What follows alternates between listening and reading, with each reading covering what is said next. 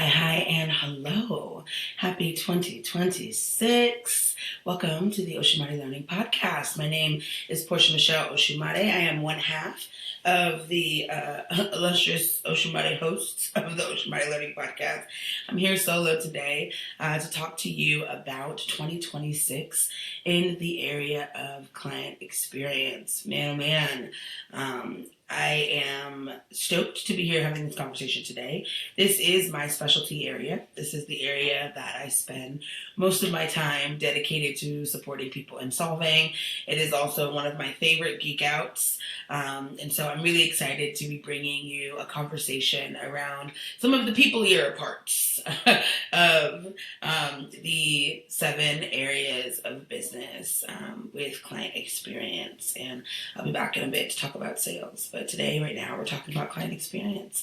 As we come into 2026, there are a couple of things that I have noticed kind of over the course of 2025 and some of the themes and trends that I'm seeing and how some of those trends are likely to carry into 2026 and how some of those trends are likely to expand even more into 2026 as well. So for starters, one of the first big trends that I'm seeing that I want everyone to be thinking through and preparing for is this idea of authenticity. Right? Radical authenticity is something that you've heard us be talking about for years. Be more yourself, make it feel like you. But in this idea of the trust recession, which we are actively in, and it only seems to be getting more intense as the world and politics and conversations and relationships seem to get more and more polarized. Trust seems to be even all the more elusive. And so authenticity in this year, I think, is really going to look like not phoning it in, not trying to be somebody that you're not trying to be something that you're not, and being particularly careful about what you tell community that you are, per se.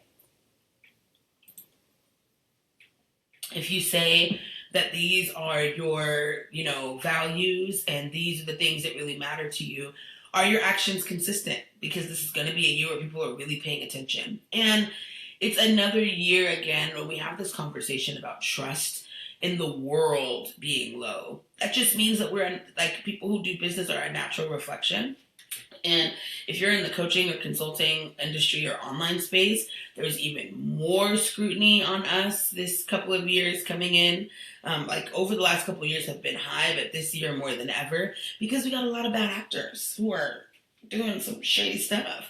So people are happy to spend their money. This is going to be a year where I think that folks' finances start to settle a little bit more than they did last year. I think that it's also a year of deep inspiration. If you've been hearing any of the other podcasts that got recorded in this session, Soul Work or Leadership or State of the Winter, we talked so much about ushering in this new year of fire, this new year of air. Numerologically, going from a 9-year to a 1-year, the end of a cycle to the beginning of a cycle, there's going to be a lot of inspiration and people wanting support in creating new bodies of work, new community pathways, new organizations, new ways of making money. So there's going to be a lot of people who want support. It's going to be about who do I trust, who feels values aligned with me, and how can I see their authenticity in their actions. And I can say, again, a big way that you can protect yourself in this next year is to try not to phone it in. If there are experiences that you feel like you're phoning it in with, maybe put those on the shelf this year. Really only go in on the ones that have a lot of passion and or a lot of resonance. If there are organizations you feel like you're phoning it in with, if there are clients you feel like you're still phoning it in with, there are still a couple weeks left before the spring equinox at the time that this is getting released. Use that energy to cut the cord. I do feel like it won't be as drastic as last year with how many sheds happen in your world, but I imagine that this year there will still be people having that nice fiery hot blade cutting it off. So don't phone it in. One of the big themes that I saw. Another theme that I saw that I really wanted to kind of sit into in regards to wrapping around the not phoning it in is also to pick the right people for the right experiences. I think that a lot of us have been marketed towards having this real aspirational identity about who we want and what we serve, right? I want to have the 100K offer, so I got to be serving the 100K people.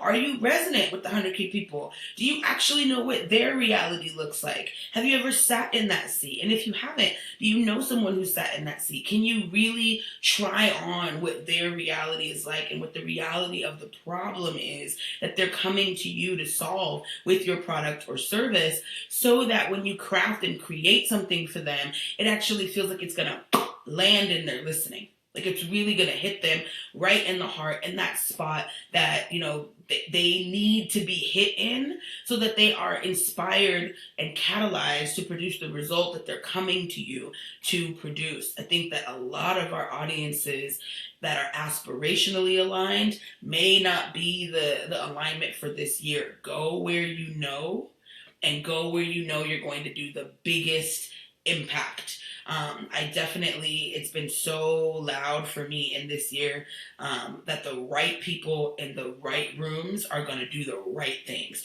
If any one of those parts of the analogy are off, you're going to really feel it in a year like this. So you got to be really feeling good about the people that you're working with. I want them to feel like a breath of fresh air to you.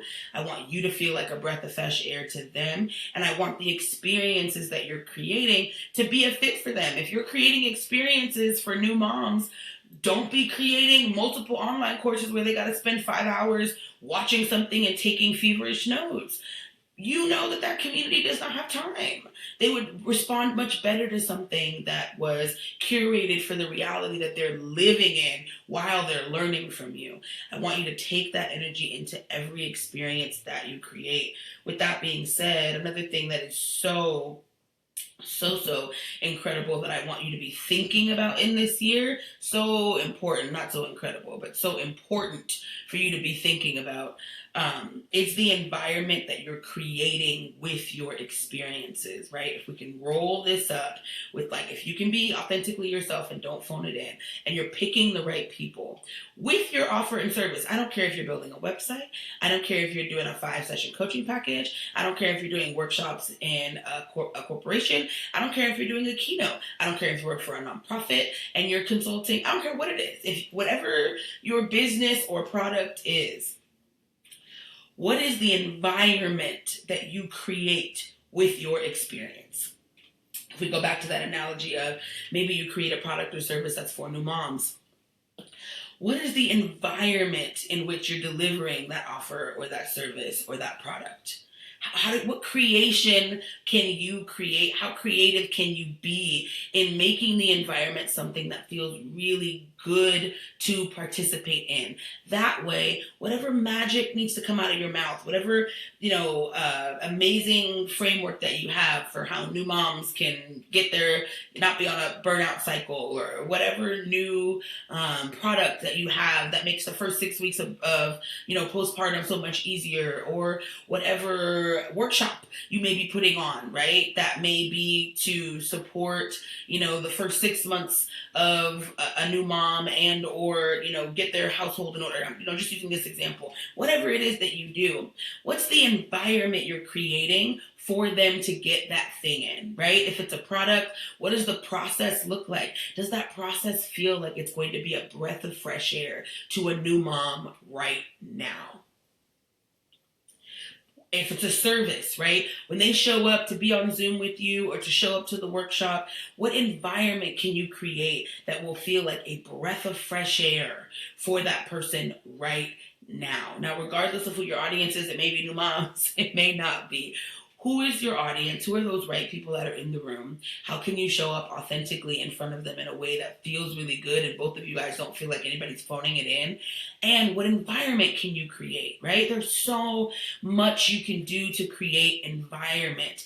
Think about the tactical elements. What does it sound like, feel like, smell like, taste like? I know it can seem weird to ask those questions in a digital space, but you can. I'll give you a really easy example. Let's say you're grabbing people onto a workshop. You can do things like say, hey, in our world, you can have cameras on or cameras off because we get it. You're moms and you're running around. Just that alone says, oh my goodness, the person who's putting this on sees me, sees my reality and what's going on for me, and I can feel safe here, right? Those moments, those pockets of safe, easy, fun, genuinely engaging are going to be so loud in this year. All the fluff is going to feel like fluff this year more than ever. So you might as well cut it as best as you can, okay? Other simple ways that you can create environment, right? We talked about like smell and taste, right? Something I often invite people into when we're in digital spaces is like, okay, we're all gonna break bread, take a meal together on our lunch. Like, what snacks are you bringing, right? You can kind of be like, oh, I love that, or things of that nature, right? You can bring in the element of taste. You can bring in the element of smell and sound. You can say, okay, we're gonna take a break. I want you to play your favorite playlist, or I want you to do this type of movement practice in between. And then when people come back, ask them to share. Just because they may not be doing some of these more tactical elements in front of you doesn't mean that you can't then create an environment where they are to show up to your environment. So these are just some light suggestions of things you can do on a Zoom, whatever container you're going to have for people. Think through, how can I create environment? How can I make this environment match my intentions and feel like home for the people that I've created it for. In this next year with so much chaotic energy, wonderful chaos, beautiful, messy chaos, but chaotic, people are going to be looking for their trees in the wind, those rooted places where they can kind of tuck in, feel grounded, feel held in the process, especially if you're going to ask them to do something brave. This is especially true for my transformational people, my coaches, my healers, my facilitators that are doing experiences that require people to be a little bit vulnerable to participate, that require people to do something, right? Like new mindsets, new belief shifts, new conversations, practice being new out in the world. It's a great year for that programming, and people are going to need to feel really safe before they feel brave because of how the world looks outside for most of us, regardless of where you sit on you like it or don't like it about what's happening outside. It's still intense for the majority of people. So finding places and creating environments that feel like, again, a breath of fresh air. Thank God I found it here. I'm at home here. My nervous system feels like I am capable of doing a brave thing because of the environment that this creator has made for me. Okay? Things I want you to be thinking of as you're knocking into 26. In that same vein, can we really make it a good time?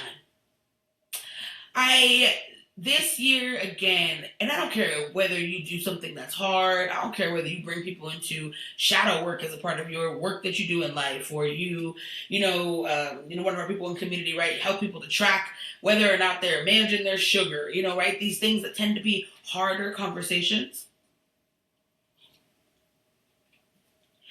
Is there a way that you can make it a good time to do your shadow work? Make it a good time to do whatever it is that you're doing. And I'm not talking about I'm not talking about corny shit, right? So I'm not talking about can we gamify it? Can you add a unicorn? Now, if that is something that was working for your community, please hear this with a grain of salt. But there's quite a lot of us that are attempting to be like, you get 5 gold stars for 5 new pieces of trauma that you found. Like, girl, don't make it kitschy, right? Don't make it corny. Don't make it weird, but make it fun. Think through, what are the elements of doing something brave that you can make it fun? And some ways that you can make it fun are by making it more engaging, right? Adding more people power to it, more shares, less information, less people sitting on a Zoom feeling like this, receiving things, more opportunities to share and be engaged. That in and of itself tends to make things more of a good time. You can also add more tactile elements, right? Send a gift that everybody will have together. Send a little piece of merch, right? That, everybody can, let's say you've got a community, right? It's something that for sure we're doing with Business Cousins. Like, we're making buttons. You know, things that we can give to people. That way when we're out in places, we can recognize one another, right? Like things like that.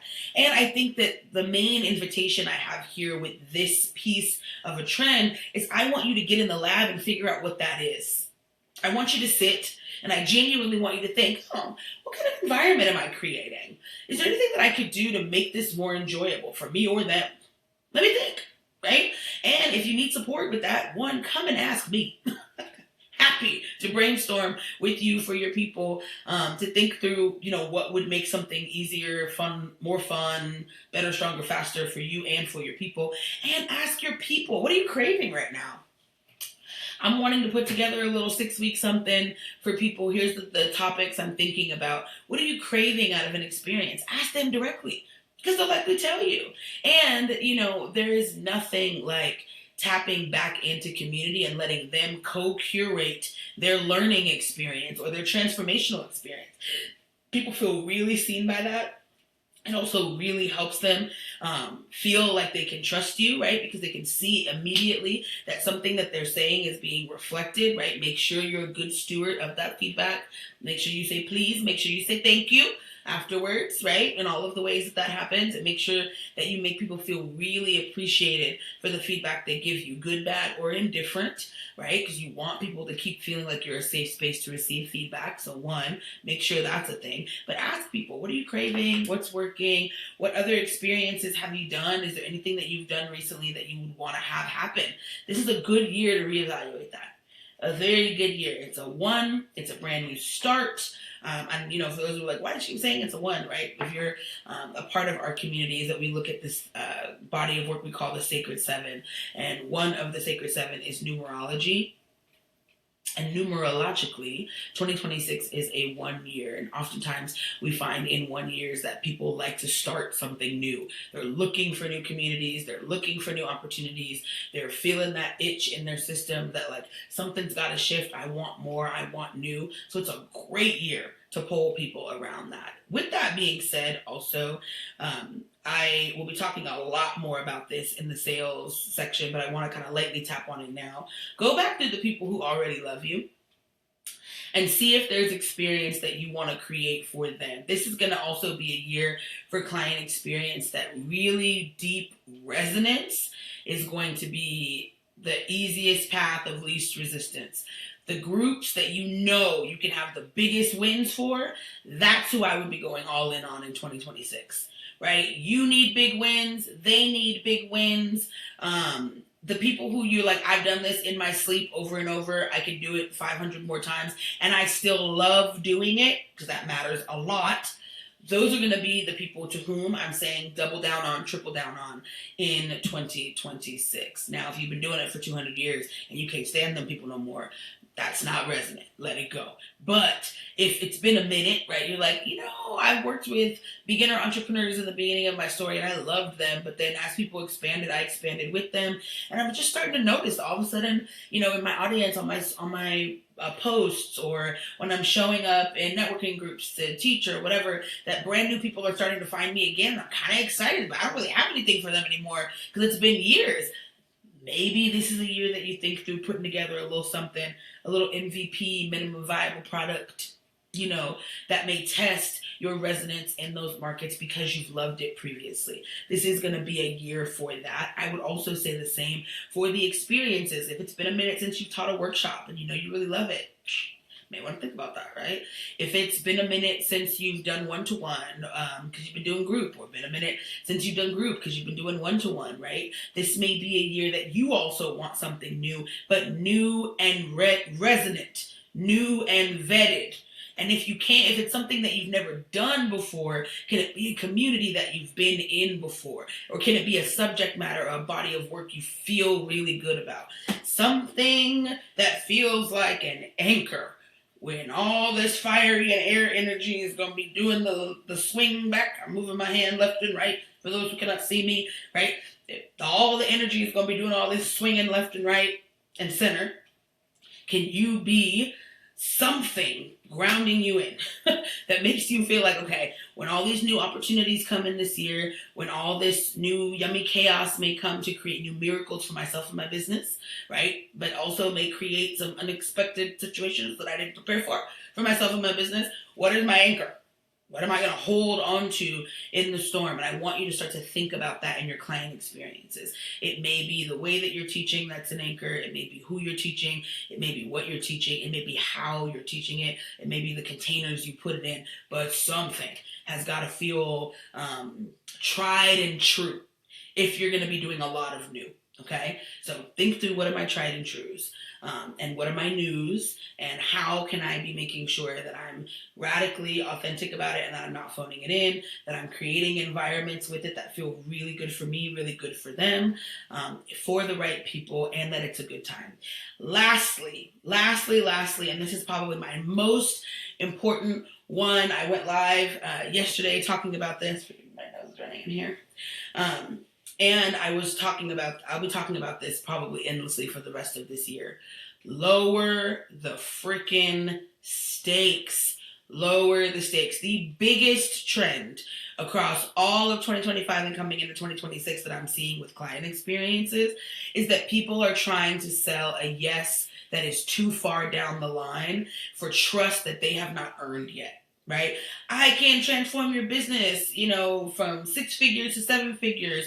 Get in my program for a year and we can do it. And they're like, I don't know you.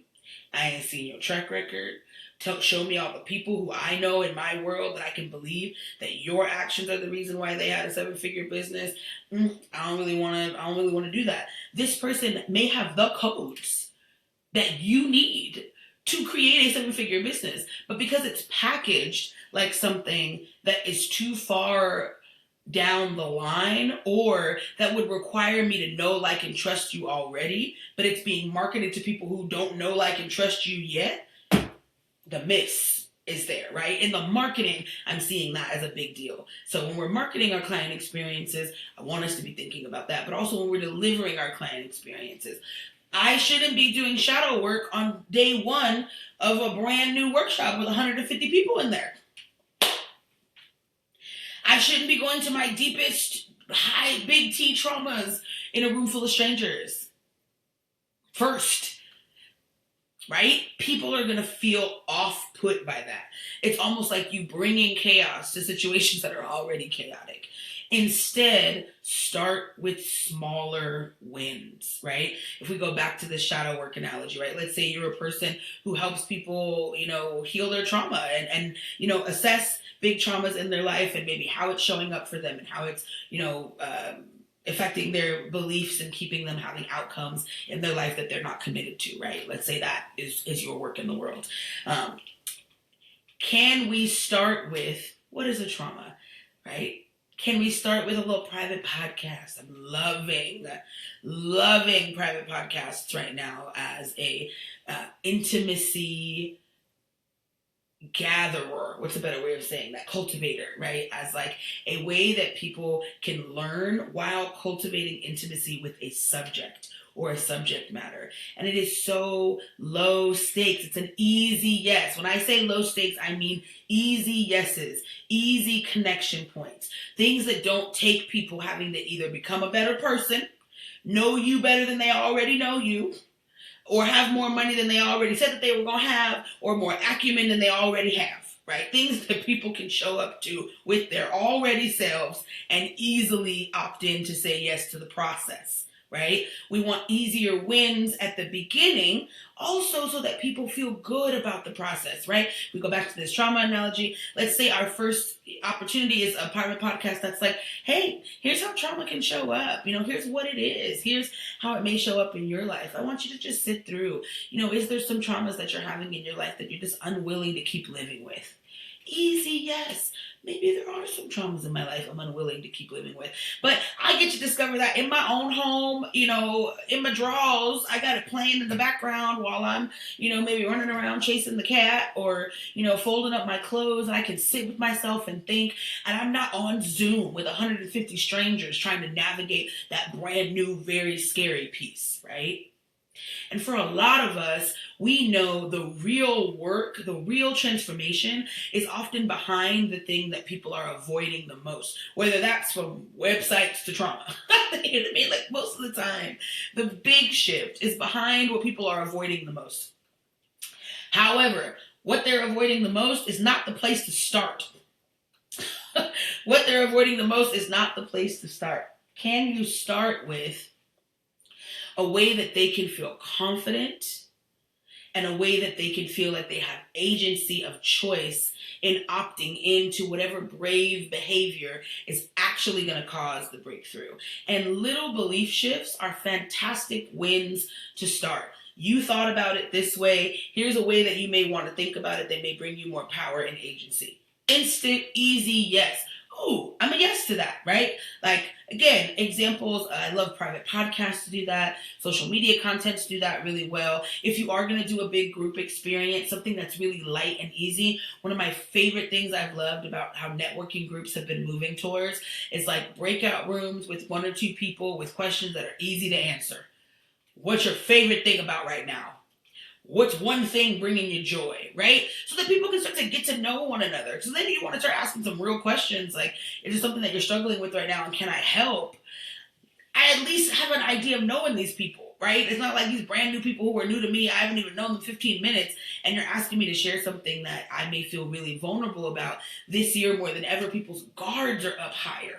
So people that would have been more vulnerable previously are a little bit more guarded. You know, a lot of people lost a lot of people last year. In every way that that word can possibly be. A lot of people lost a lot of people and lost a lot of trust in people that it was never on their bingo card to lose that trust with. It ain't just you. It ain't just me. It ain't just my mama. It ain't just my auntie. It's the entire collective. So your clients are likely also experiencing a version of that. So meet them at a place that feels easeful in their nervous system, easeful to receive. Make them feel like they can also get some traction early, right? Can you bake in some little wins up front at the beginning of their experience with you as a way for them to grow intimacy with you little by little, therefore then growing that trust with you and with themselves? Because particularly, again, if you are in transformational work, we have to remember that when people are learning a new skill set, they are borrowing their trust from you. They trust you. They don't even trust themselves yet, right? So can we slow that process down a little bit? Can we date intimacy a little bit more and not expect intimacy to show up on day one with people that are already struggling to trust their environment? Don't make it wrong that they're struggling to trust you. It ain't you. It's the life. But it would be crazy to try to pretend like life is not going to affect you. Because it is.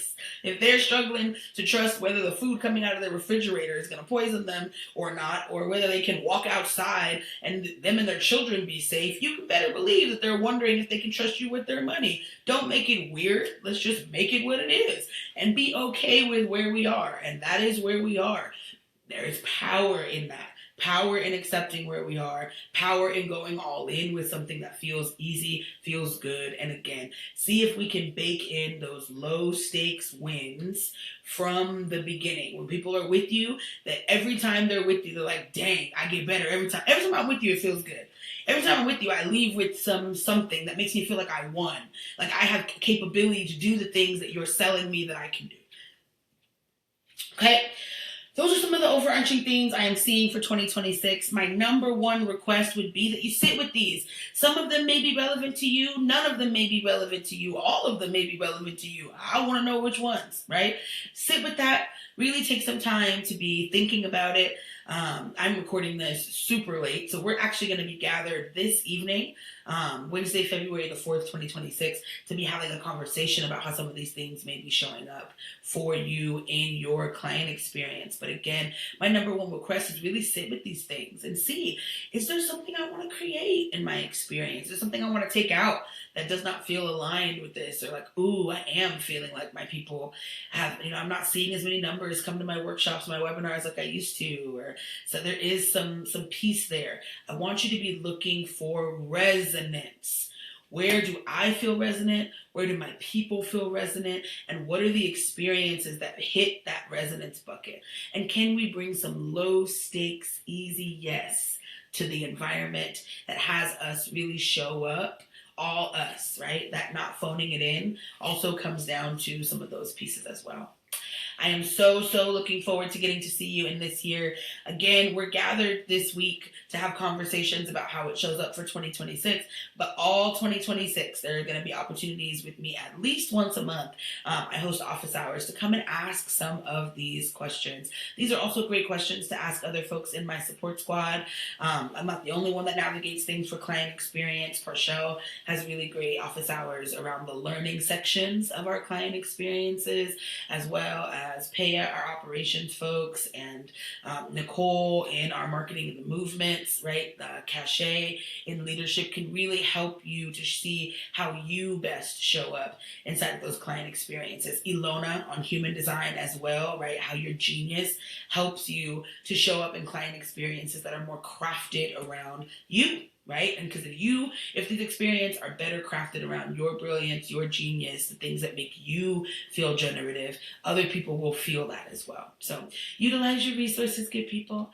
I am so stoked to be on this journey with you. You'll see more of these podcasts actually coming out in this year also as more themes come up that have a fantastic 2026. Thank you for the work that you do for your clients. Thank you for caring about them enough to be even thinking these things through. Thank you for being somebody who creates amazing experiences so that the people in this world actually get the good that's out there and available for them. I will see you next round, and have a wonderful rest of your 2026.